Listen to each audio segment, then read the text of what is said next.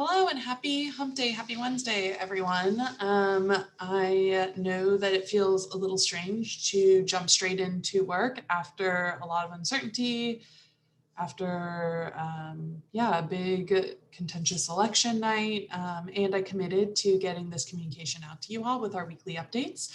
So that is what I'm going to do. A few things to note is I'm about to share some really important information that you're going to have to watch this video, and you have one action item that follows this video that you're going to need to complete by Sunday. So with that, I'm going to jump right in to hopefully be as efficient as I can with this video. Okay, here we go. I am now sharing my screen. Okay. So as you guys know, we had data due last Friday. Super excited to see 96% of the cohort submitted data on time. Why am I not in present mode? That's silly. And then huge congratulations to Jill. Jill submitted her data on time and was entered to win the raffle along with the rest of the cohort. And her name was the auto-generated name that was pulled up. So Jill, I'll be reaching out to you either today or tomorrow to figure out where you want your gift card from. So congratulations, Jill. Thank you to everyone who has submitted their data. All right, so the big action item for you all to be aware of is we are about to kick off inquiry cycles, which is a strategy that coaches across the Bay Area and Teach for America are using to really narrow in our focus and coaching time together. If you're a second year, this probably sounds pretty familiar. You did this with Tiago last year. If you're a first year, maybe you've done these before, but maybe this is new. So I thought I would do a quick video in PowerPoint to go over what inquiry cycles are. So an inquiry cycle is a sustained focus on one of our distance learning look for categories for an entire month and a half-ish between now and the end of the semester or right before winter break. The way in which we are going to choose the focus, ultimately you will choose it, but you are going to use the various data points that you have. It's going to be a choice grounded in data. And there's going to be 4 different phases. I'll talk a little bit more about the data and phases in a second, but just wanted to let everyone know you're going to get a copy of this PowerPoint presentation. I've linked the distance learning look for. When I say categories, we're talking about rigorous target, critical thinking, assessment, feedback, student collaboration, welcome environment, family engagement. So with that being said, what is an inquiry cycle actually going to look like? It's 4 phases. Phase 1 is going to happen now until end of day on the 9th. This is where you guys are going to take a quick look at the data that you submitted, the look at the student survey data that you had to provide for DEI number 1, and any other form of data that you might have, whether that's my observation notes, feedback from your credentialing partner, feedback from your coach at school, whatever data you want to consider, you're going to look at that data and then you're going to choose your focus. And I'll tell you how you're going to do that in a second. Phase 2, which is going to happen anywhere from November 9th to the 23rd, you and I are going to have a conversation about what your focus is. We're going to set some clear goals for you to achieve by the end of our time together in December. That is going to be grounded in progress towards the data points that led you to your focus area. Phase 3 is where the coaching actually starts to happen. And this is where it's going to start to differ for everyone. Some people might continue on with our normal I observe, and then we have an hour debrief every 2 weeks. Some of us might jump into like a quick plan session before an observation, and then a quick 30-minute debrief of the observation.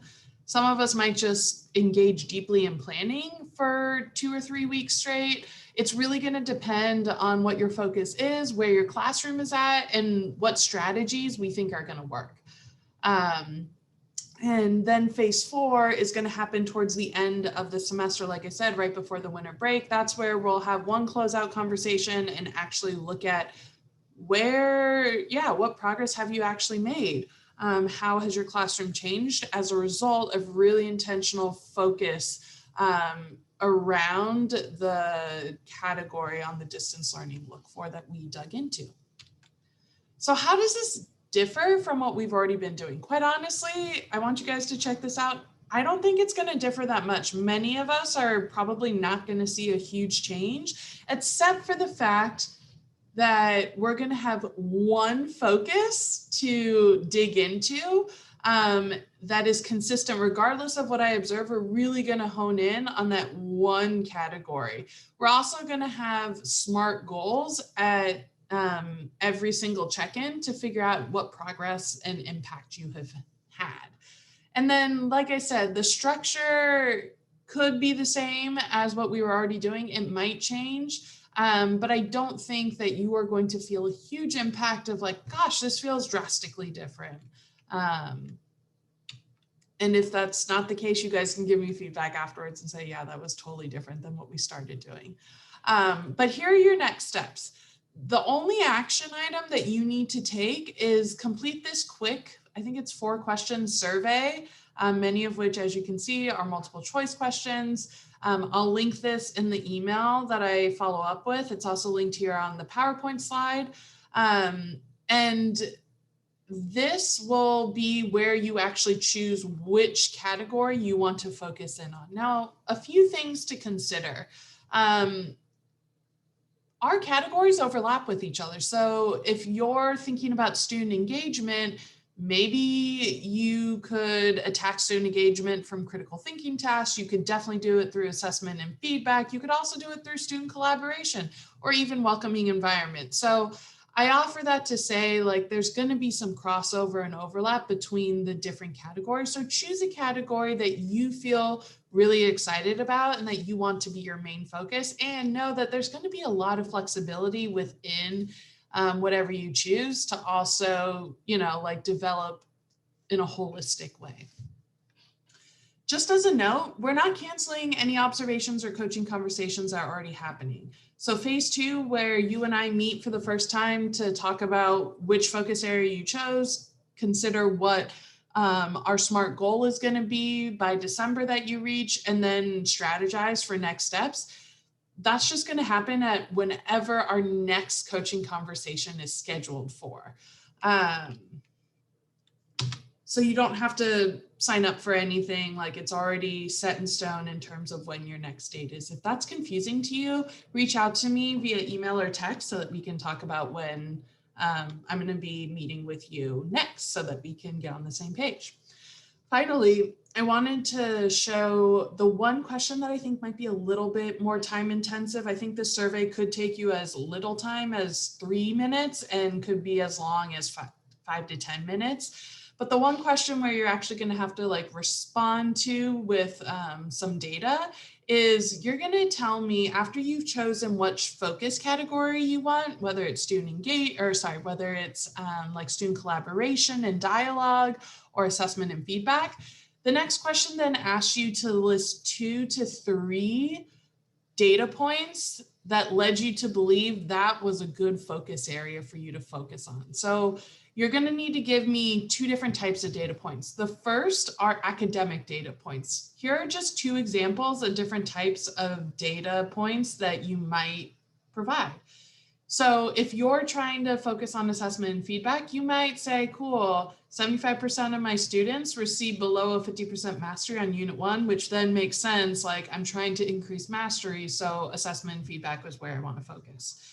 Another example could be that, your school's big goal is that students move up 3 steps. And so far, only 25% have moved up 1 step, which means you're off target. So again, makes sense that we then narrow in on assessment and feedback.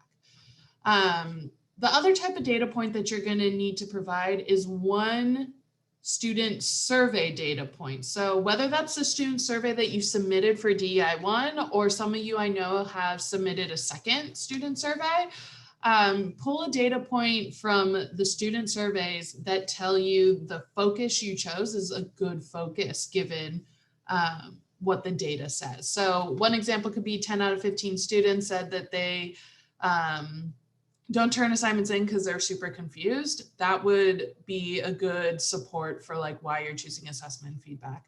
Another example of what student survey data point could look like is 20% of your class said that the class is too hard. And so you want to dig into like, are your assessment and feedbacks fair?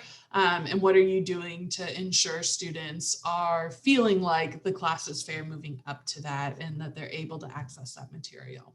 So again, I don't think this survey is going to take you very long. It's due by end of day Monday.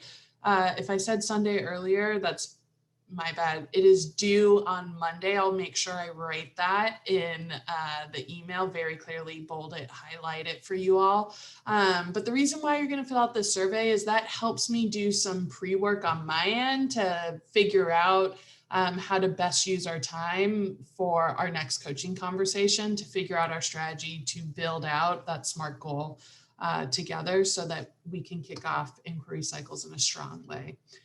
If you have any questions or you don't think you're going to be able to make that deadline, go ahead and reach out to me via email, via text message, and we can totally talk about it. I'm very flexible. Many of you all know that, like I understand life happens. I understand this is a very stressful time, both personally and professionally. October, November, December are just like condensed, jam-packed months. So let's talk if anything is unclear or if this timeline doesn't seem reasonable for you. So with that, I'm going to hop off. Look forward to seeing your survey responses and look forward to seeing where the cohort lands and what you all are choosing to focus on. With that, hope everyone has a very restful Wednesday. Please continue to take care of yourself no matter, how you're feeling right now. That self-care and just like reflecting on how you're actually doing right now really does matter a lot, both for you and for your students, because if you're not your best, your students can't be their best. So I offer that to say, I hope that you all have a really great Wednesday, and I will talk to you guys soon. Thanks. Bye.